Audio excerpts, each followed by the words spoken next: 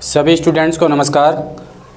तो स्टूडेंट्स, आज हम एक चैप्टर पढ़ने वाले हैं क्लास 9th का चैप्टर नंबर 1, जिसका नाम है संख्या पद्धति। इसमें हम संख्याओं के जो फंक्शन हैं, जो अंकों के जो फंक्शन हैं और संख्याएं कितने प्रकार की होती है उनको जानेंगे। तो इस चैप्टर की जो एक्सरसाइज है उसको शुरू करने से पहले हमें कुछ संख्याओं को जानना ज़रूरी है कि किस तरह की संख्याएँ हैं। तो चलिए वीडियो को शुरू करते हैं। तो देखिए, सबसे पहले जो संख्या है वो है प्राकृत संख्या। प्राकृत संख्या एक ऐसी संख्या होती हैं जो हमें प्रकृति से मिले हैं। यानी कि अगर मैं आपसे बोलूं कि आपके घर में कितनी कुर्सियां हैं या कितने पंखे हैं, तो आप जहां से काउंटिंग स्टार्ट करेंगे तो आप कहां से काउंटिंग स्टार्ट करते हैं? 1 2 3 4 5 और ऐसे कहाँ तक जाती है? अनंत तक जाती है। ये जो है ये अनंत का एक साइन होता है। अनंत का मतलब होता है अनंत तक। अनंत तक का मतलब, क्योंकि संख्याओं का कोई अंत नहीं है। कोई भी अगर आप बोलोगे कि ये संख्या, उसमें अगर आप 1 प्लस कर देंगे तो अगली संख्या बन जाएगी। इसलिए संख्याओं को हम अनंत मानते हैं कि संख्या जो है अनंत है। तो ऐसी संख्या है जो हमें प्रकृति से मिली है, जिनको हम काउंटिंग नंबर भी कहते हैं। तो उनको हम क्या कहते हैं? प्राकृत संख्या है। अगर हिंदी माध्यम बच्चों की बात करें तो प्राकृत संख्याएँ भी लिखा हो सकता है और प्राकृतिक संख्याएँ भी लिखा हो सकता है। ठीक है, तो प्राकृतिक संख्या ये हो गई। अब अगर हम बात करें पूर्ण संख्याएँ की, तो जैसे 1 2 3 4 5 और ये संख्याएँ भी कहाँ तक जा रही है? अनंत तक। अगर ये सारी संख्याएँ जो प्राकृतिक संख्याएँ हैं, इनके साथ में अगर मैं जीरो को भी शामिल कर लूँ, तो ये सारी संख्याएँ क्या हो जाएंगी? ये संख्याएँ हो जाएंगी पूर्ण संख्याएँ। प्राकृत संख्याओं को n से रिप्रेजेंट किया जाता है, यानी कि नेचुरल नंबर, और पूर्ण संख्याओं को w से रिप्रेजेंट किया जाता है, यानी कि होल नंबर। कई बच्चों को लगता है कि 0 एक होल नंबर है। 0 एक होल नंबर नहीं है। 0 इन सभी प्राकृत संख्याओं के साथ शामिल होने के बाद होल नंबर बनता है। अब हम बात करते हैं पूर्णांक की। पूर्णांक को इंग्लिश में इंटीजर कहा जाता है, जिसको हम w से रिप्रेजेंट करते हैं। पूर्णांक दो तरह के होते हैं, एक होता है धनात्मक पूर्णांक और एक होता है ऋणात्मक पूर्णांक। जैसे किसी भी संख्याओं को, किसी भी वास्तविक संख्याओं की अगर हम बात करें तो संख्या रेखा होती है। एक संख्या रेखा क्या है? संख्या रेखा एक नंबर लाइन है जिसपे हम अलग अलग प्रकार की संख्याओं को रिप्रेजेंट करते हैं, यानी कि निरूपित करते हैं। ठीक है, तो जैसे मान लीजिए संख्या रेखा है, उसमें बीच में होता है 0 और उसके बाद यहाँ धनात्मक पूर्णांक होते हैं 1 2 3 4 और ऐसे कहाँ तक जाती है? अनंत तक। तो ये 0 के दाईं ओर की जो भी संख्या है इनको हम धनात्मक पूर्णांक बोलते हैं।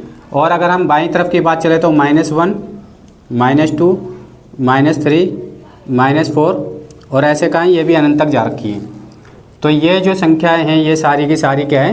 धनात्मक पूर्णांक। इनको हम बोलेंगे धनात्मक पूर्णांक। और ये जितनी भी सारी संख्याएं हैं इनको हम बोलते हैं ऋणात्मक पूर्णांक।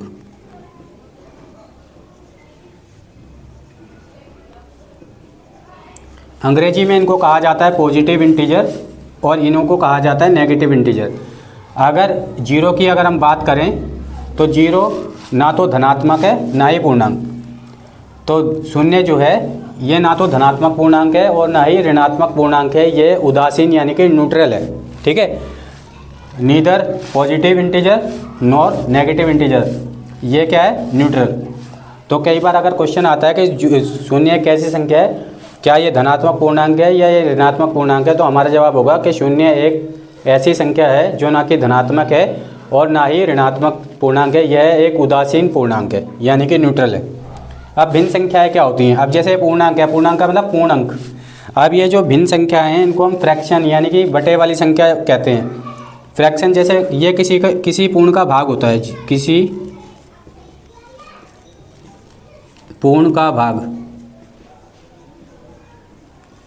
जैसे आपने देखा होगा, जैसे हम कहते हैं 1/2 यानी 2 में से 1 हिस्सा, 3/4 यानी कि 4 में से 3 हिस्से।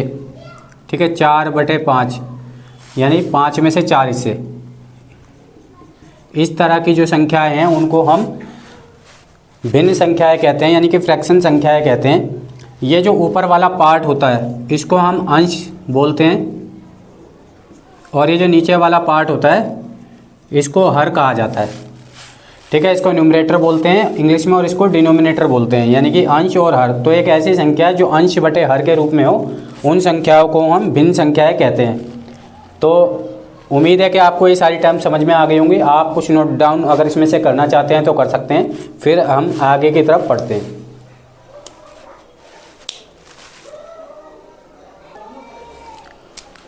तो स्टूडेंट्स अभी हम आगे की तरफ और कुछ संख्याओं को भी जानते हैं। अब आप देखेंगे यहाँ पर लिखा हुआ है सम संख्या है। सम संख्याओं की अगर हम बात करें तो सम संख्याओं को इंग्लिश में इवन नंबर कहा जाता है। तो ऐसी संख्या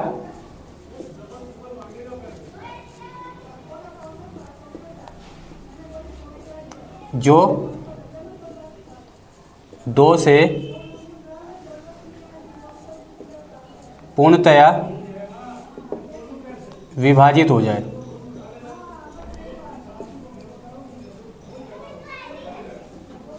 मतलब एक ऐसी संख्या है जो 2 से पूर्णतया क्या हो जाए, विभाजित हो जाए। जैसे कि इसमें एक चीज़ और है कि उसके इकाई का अंक 0, 2, 4, 6, 8 होगा तो वो 2 से क्या होगी, विभाजित हो जाएगी। जैसे इनके इकाई का अंक कैसा होना चाहिए,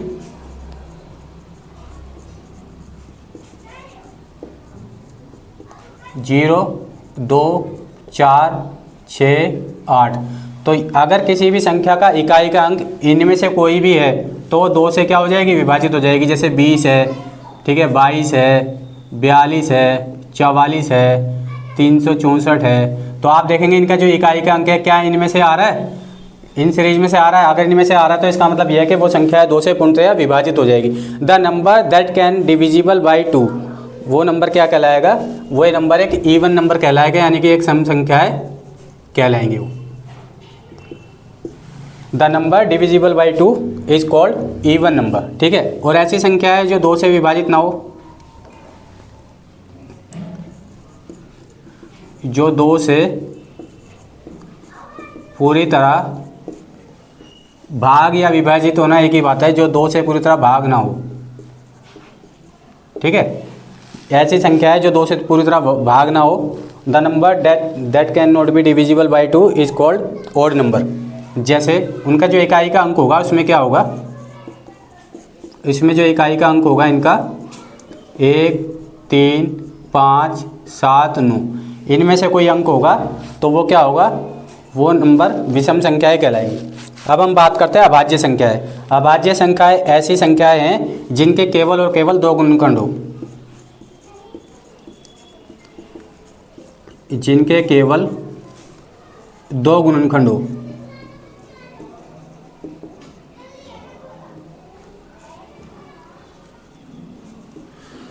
एक ऐसी संख्या है जिनके केवल 2 गुणनखंड हो,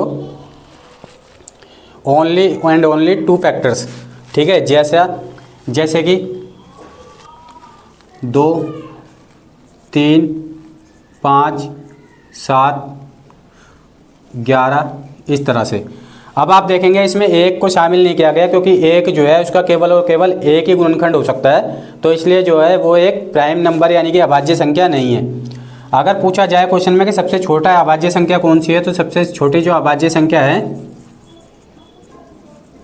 वो 2 है, स्मॉलेस्ट प्राइम नंबर, यानी कि सबसे छोटा अभाज्य संख्या कौन सी है, वो 2 है। तो इनको इंग्लिश में कहा जाता है प्राइम नंबर, ठीक है। ऐसी संख्याएं जिनके केवल और केवल 2 ही गुणनखंड बन सकते हैं वो संख्याएं अभाज्य संख्याएं कहलाती हैं। 2 गुणनखंड का मतलब है एक तो वो 1 से डिवाइड होंगी और दूसरा वो अपने खुद के पहाड़े से डिवाइड होंगी, खुद की टेबल से डिवाइड होंगी, खुद से, ठीक है। जैसे आप देखेंगे कि 11 जो है वो या तो 1 के पहाड़े में आता है या खुद के पहाड़े में आता है। 7 जो है वो खुद के पहाड़े में आता है और 1 के पहाड़े में आता है, ठीक है। तो ये संख्याएँ जो हैं अभाज्य संख्याएँ कहलाती हैं। भाज्य संख्याओं को हम इंग्लिश में कहते हैं कंपोजिट नंबर।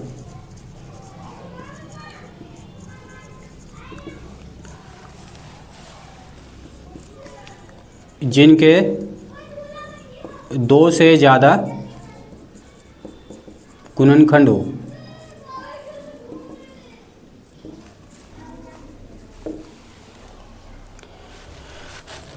एक ऐसा नंबर जिसके मोर देन 2 फैक्टर हों वो संख्याएं क्या कहलाएंगी, वो संख्याएं कंपोजिट नंबर कहलाएंगी, ठीक है। जैसे 4 है, अब आप देखेंगे 4 किस किस के पहाड़े में आता है, 1 के पहाड़े में आता है, 2 के पहाड़े में आता है, 4 के पहाड़े में आता है। आप देखेंगे 6 है, 6 किस किस के पहाड़े में आता है, तो 6 1 के पहाड़े में आता है, 6 2 के पहाड़े में आता है, 6 3 के पहाड़े में आता है, 6 6 के पहाड़े में आता है। तो कोई भी ऐसा नंबर जिसके 2 से ज़्यादा गुणनखंड हो वो संख्याएं क्या कहलाती हैं, वो संख्याएं कहलाती है भाज्य संख्याएं यानी कि कंपोजिट नंबर, ठीक है। तो आई होप आपको ये चीज़ें समझ में आ गई होंगी। अगर आपका कोई डाउट है तो आप कमेंट में ज़रूर बताएं, ठीक है। तो फिर मैं आपका जो कमेंट होगा उसकी जो प्रॉब्लम होगी उसको सॉल्व करने की कोशिश करूँगा, तो आप इसमें से जो भी चीज़ें नोट डाउन करना चाहे कर सकते हैं।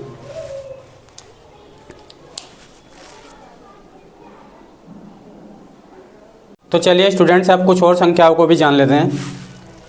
ये आप देखेंगे वास्तविक संख्या है। वास्तविक संख्याओं का मतलब रियल नंबर। जितनी भी सारी संख्या है ना, परिमेय संख्या है, परिमेय संख्या, सम संख्या, विषम संख्या, भाज्य अभाज्य संख्या है, तो सभी जो संख्याएं हैं उन पूरे संख्याओं के संग्रह को यानी कि ग्रुप ऑफ होल नंबर, उनको हम क्या कहते हैं? रियल नंबर कहते हैं। अगर रियल नंबर या हम वास्तविक संख्याएं कह रहे हैं तो क्या काल्पनिक संख्याएं भी होती हैं? हाँ, कुछ काल्पनिक संख्याएं भी होती है जिनको आयोटा से रिप्रेजेंट करते हैं। जैसे कि मान लो रूट के अंदर कोई संख्या है माइनस में, तो वो संख्याएं क्या है? वो सब संख्याएं काल्पनिक संख्या है। उन संख्याओं को हम कक्षा 11th के अंदर पढ़ते हैं, तो उन संख्याओं को अभी 9th में नहीं पढ़ रहे हैं, हम 9th में पढ़ेंगे वास्तविक संख्याएं।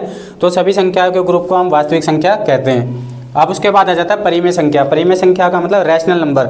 ऐसी संख्या है जिन्हें हम p/q के रूप में व्यक्त किया जा सके और q 0 के बराबर नहीं होना चाहिए। q is not equal to 0। p/q का मतलब ऐसी संख्या है जिनको हम अंश बटे हर के रूप में बदल सकें। अंश बटा हर,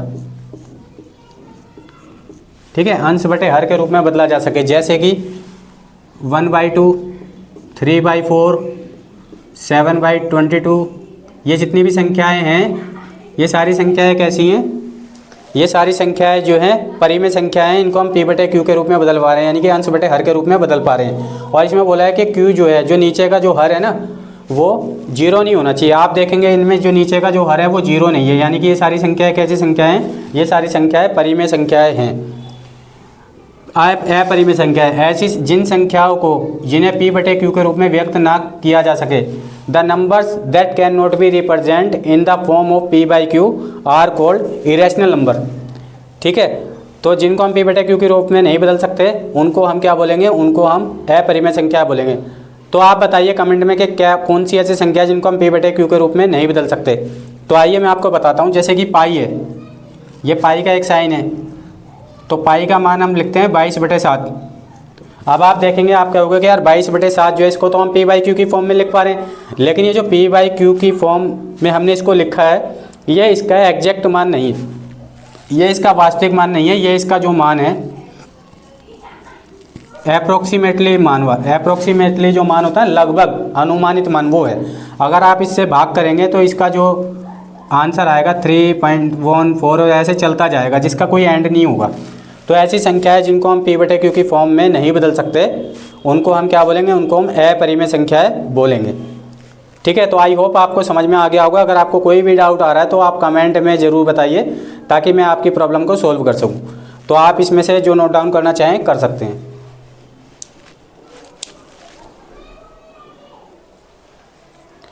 तो स्टूडेंट्स, अभी हम कुछ और संख्याओं को भी जान लेते हैं। इसमें ये जो संख्या है ना, ये संख्याएं क्या है? मतलब ये ना, इसको हम बोलते हैं दशमलव प्रसार, यानी कि डेसिमल सिस्टम। जो भी संख्याएं हैं, अगर हम उनको विभाजित कर रहे हैं, भाग कर रहे हैं, तो उसका शेषफल कैसे आ रहा है? क्या वो 0 से पूरा भाग, मतलब उसका जो शेष आ रहा है क्या पूरा 0 आ रहा है, उसके बाद संख्या पूरी खत्म हो जा रही है? या फिर जो उसका जो शेष बच रहा है, क्या वो बार बार रिपीटेड हो रहा है, यानी कि उसकी पुनरावृत्ति हो रही है? या फिर जो शेष बच रहा है, क्या उसकी पुनरावृत्ति भी नहीं हो रही और शेषफल भी 0 नहीं आ रहा?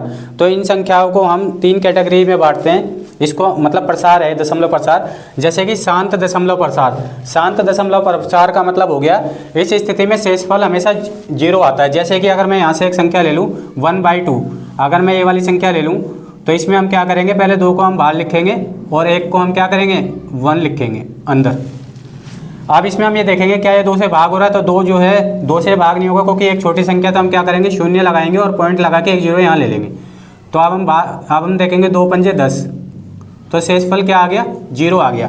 तो शेष क्या आ गया? 0 आ गया। यानी कि एक ऐसी संख्या है जिनका शेषफल 0 आ जाए, उनको हम बोलते हैं शांत दशमलव प्रसार। क्या कहा जाता है? शांत दशमलव प्रसार। अब हम दूसरी कंडीशन देखते हैं, इसको बोलते हैं अनावसानी आवर्ती, अनावसानी आवर्ती, अशांत आवर्ती। इस स्थिति में क्या होता है ना, शेष की पुनरावृत्ति होती है। शेष की क्या होती है? पुनरावृत्ति। यानी जो एक बार शेषफल आ गया ना, तो वो पूरा विभाजित होगा, 0 नहीं आएगा, और बार बार जो है इसकी पुनरावृत्ति होगी। जैसे कि मैं यहाँ पे ले लेता हूँ 1/3, तो आप देखेंगे मैंने 3 ले लिया यहाँ पे और 1 को रख दिया अंदर। अब 1 तो छोटा है, इसलिए हम क्या करेंगे? 0 लगा के 1, मतलब दशमलव लगा के 1 0 ले लेंगे। अब हम देखेंगे 3 3 9, अब आया 1। अब हम एक बार और 0 ले लेंगे, 3 तिया 9, फिर आया 1, फिर 0 ले लेंगे, 3 तिया 9, फिर आया 1। यानी कि आप देखेंगे यहाँ पर जो शेष की जो पुनरावृत्ति जो वर्ड है, आप देखिए यहाँ पर भी पहले शेष 1 बच रहा था, यहाँ पर भी शेष 1 बच रहा है, और इसी तरीके से अगर हम भाग करते चले जाएंगे तो क्या होगा, शेषफल वैसे ही बचेगा। ठीक है, तो अब हम इसको देखेंगे कि यहाँ पर जो है ये ऐसे चलता जा रहा है, तो हम इसको ऐसे लिख सकते हैं 1/3 जो है इसका जो आंसर है 0.333।